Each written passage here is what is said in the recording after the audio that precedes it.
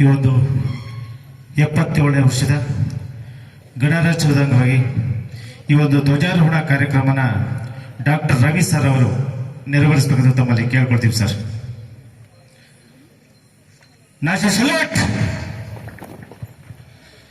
ರಾಷ್ಟ್ರಗೆ ಶೋಕರ್.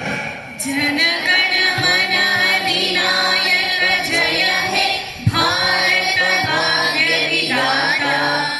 ಪಂಜಾಬ ಸಿಂಧು ಗುಜರಾತ ಮರಾಠ ದ್ರಾವಿಡ ಉತ್ಕಲ ವಂಗ. ವಿಂಧ್ಯ ಹಿಮಾಚಲ ಯಮುನಾ ಗಂಗಾ ಉಜ್ವಲ ಜಲಧಿ ತರಂಗ.